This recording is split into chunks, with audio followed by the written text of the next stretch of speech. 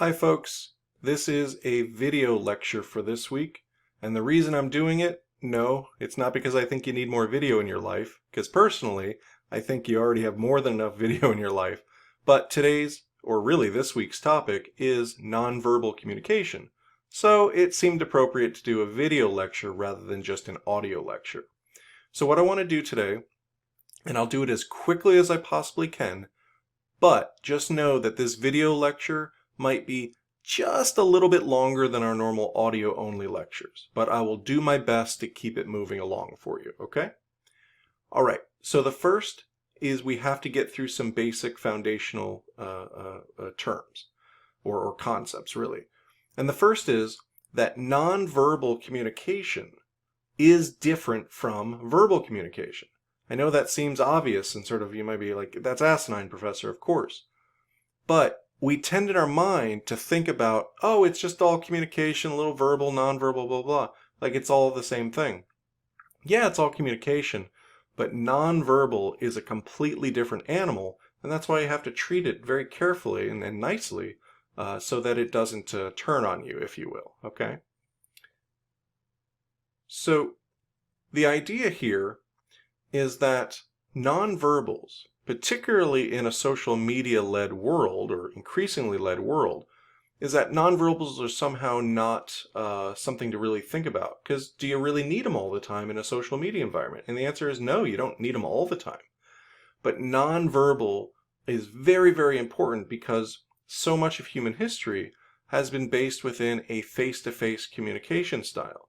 And if you think about your own socialization, it was also, and you answered this a little bit in last week's post, it was all face-to-face socialization, right? You were reacting to physical objects, you were touching the person who raised you, they were touching you back, they were reacting to when you smiled or they smiled or frowned or whatever.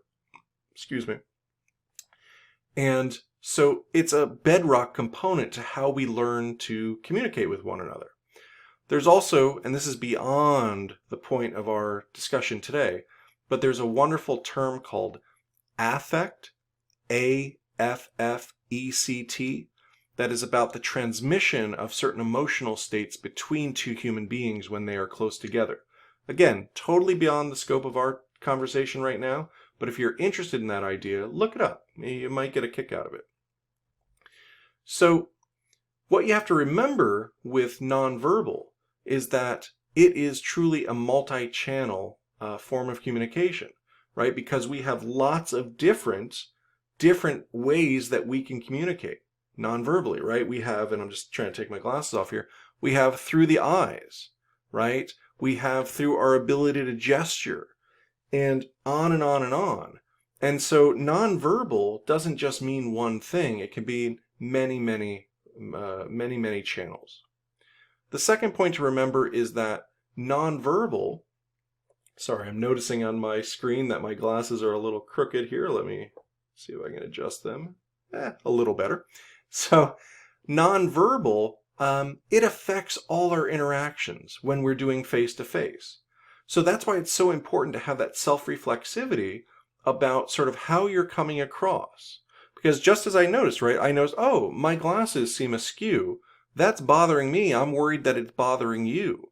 So the competent communicator, they not only think about what's coming out of their mouth being articulated, but they're also thinking about all the different channels of nonverbal communication because you don't want that to sort of get in the way of how you are communicating. Third point here is really good, successful nonverbal communication can really help to establish a rapport between two people, or more than two people, but let's think about it as interpersonal communication, okay?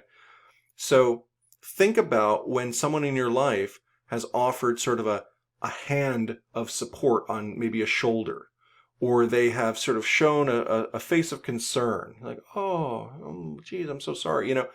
It adds to your ability, and it sort of works on a subconscious level, but it adds to your ability to recognize them as a fellow human being filled with empathy, compassion, the same sort of emotional toolbox inside them, so that you feel like there's greater meaning there, a greater connection.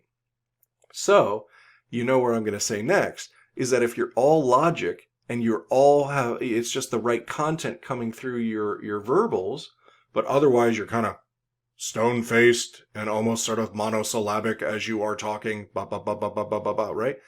That's going to fail. That's not really going to help you with your communication because people either consciously or subconsciously are going to read into that. And then the two other points that I want to mention real quick, and then we'll get into some definitions, are that one, they're super important for providing context for what's going on. So it's really different, and this is my classic example I always give, but it's really different to have me sort of take my hand out, in front of you and say, hey, it's really great to meet you, right? And shake your hand vigorously. But if I use the exact same words and instead go, getting my hand here, oh, it's very nice to meet you. The words are the same, but the grasp, the hand placement, the look on my face, the tone of my voice, all different. And so it creates a completely different context for what those words actually mean. And then the last point is that listening is really, really, how do I want to say this? Listening is sort of like, the Robin to the Batman of nonverbals, right? Is that between showing that you're with us in a conversation through your nonverbals, along with active listening, right? Not just thinking about what you're going to say when your turn comes up. The idea of those nonverbals and listening working together, that's what really kind of breaks through and allows you to be an effective communicator. Okay, so let's go back to the first point I made, right? Nonverbals are not verbals. Duh, professor, of course they're not. Okay. Nonverbals are super important and need to be dealt with on their own terms. Well, now hopefully you're starting to see some of the power there within nonverbals, that they're not just a throwaway form of communication. Okay. So two areas that are really useful to think about as far as context for nonverbals, and honestly it's important for all types of communication, but the biggies are culture and gender, right? What cultures we were brought up in. I talked a little bit about this with you when you were first becoming verbal as an infant, but also, neighborhood, household, communication styles, all that stuff. What culture did you sort of grow up in? Super important, and same with nonverbals. And then, of course, gender, even though our definitions of gender are expanding and becoming more of a sort of spectrum, which is a good thing, but nonetheless, there are certain patterns, particularly with nonverbals, that we expect along certain gender lines, even though those are a little more fluid now, okay? So, really simple one would be traditional gender roles would be that a man, right? A man has a deep voice, a commanding voice, right? Or a man uses very forceful hand gestures as they're chopping the air as they talk confidently. Whereas if you were to come in, again, traditionally, with a very high voice and being very sort of shrunken in your body and trying not to take up too much space while you're talking, that might be coded as much more traditionally feminine as far as our nonverbals. So each of those, in a multitude of ways, those are just some basic examples, have a big influence on how we've been taught and how we choose to continue to communicate nonverbally. Okay, let me just cover a few more points, and then I'm watching the clock, and then we'll get out of this lecture as soon as I possibly can. Okay. So, as I said through last week's posts, it's all about perception checking. It's all about self-reflexivity. So just as I'm asking you to be much more careful with the words that you choose, it's going to sound stupid, but when you have a moment alone, look at yourself in your phone, turn the camera on yourself, or look at yourself in an old school mirror and sort of watch as you just mock out a basic conversation or a basic response, or ask the waiter or waitress, what you'd like for breakfast, whatever, a common situation. And sort of watch yourself, or if you want to be, it's a little freaky, but if you want to record yourself a little bit in a situation like that, and you'll start to notice things. This is kind of like public speaking 101. You start looking at yourself and go, huh, I never knew that I kind of moved my head around so much when I was making a point, or I didn't know that I brushed my hair back over my ear anytime I was nervous, or I didn't know that I kind of kept my fingers close to my mouth whenever I was unsure, unconfident about what I was talking about. Those little things will come out very quickly, very easily if you take the time to look at them, okay? So the other thing that you want to think about is that there is a midpoint. Sorry, my camera is reversed on me here, so I'm making sure I do it the right way. So there's a midpoint between completely verbal and completely nonverbal. And so that midpoint for us is going to be non-linguistic. Okay? So non-linguistic are, I'm trying to think of a silly one, or a grunt or a groan, right? There's no words associated with them, but there's still a way to communicate with one another. Either I like it, like, oh, right? Like the surprise and wonderment, right? Or, I have to go to my 7 a.m. class, or I got to go to my 8 a.m. class, right? So those are always sort of in play as well. And you also have to be careful with them. My classic example is always in class. I have, back when we do face-to-face classes all the time, no exception. I have good students, but sometimes they're super tired because maybe they had an early athletic practice, or maybe they had a play rehearsal in the morning or whatever. And so they don't mean to do it, and they're not really reacting to the things I'm talking about that particular day in class. But they nonetheless, when I say, okay, guys, let's get into small groups and we'll start working on blah, blah, blah. And one of them, basically more through their fatigue than anything else, goes, now, I don't know the context unless they tell me that. So in my mind, I'm like, oh boy, they really don't like this class, right? Even though they might like it just fine.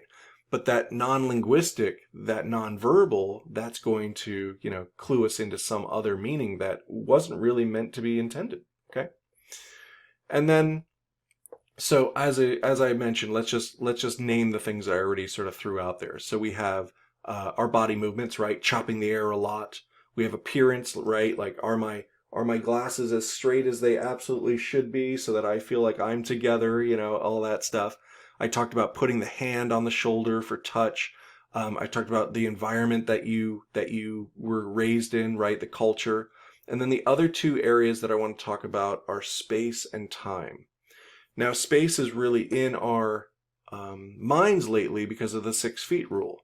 And actually, even if it wasn't a pandemic, we would talk about that all the time. Think about yourself when you're in interpersonal moments. Are you a close talker? Do you get right in somebody's face all the time? Or do you tend to sort of hang back or try to hide a little bit? Do you violate people's spaces either, because you're being a jerk and you shouldn't, or are you doing it unintentionally? Where's your comfort zone with sort of violations of space? And if we go back to what we introduced a few minutes ago, the idea of gender and culture, those are huge issues with those two influences, right? Because traditionally, heterosexual, particularly young women, almost always feel like their spatial boundaries are violated by over-aggressive, particularly, although not always young, men, right? Straight men who just feel like they're allowed to sort of go right up into that space beyond those personal boundaries. Not surprisingly, then, we see, to use the easiest example, women who, say, live in a large metropolitan city who feel like they're going to be over-inundated with this invasive stimuli. They're going to buy the huge headphones. They're going to buy the hoodie. They're going to buy the big Jackie O sunglasses, and they're going to try to create this armor around that space so that the nonverbal of space isn't completely violated. They feel like they're keeping some sort of boundary. So it's not surprising in that sense. And then, of course, I mentioned glasses, but appearance, right? That unfortunately, or fortunately, however you want to look at it, speaks volumes about how we want to, what we want to say, rather, about ourselves.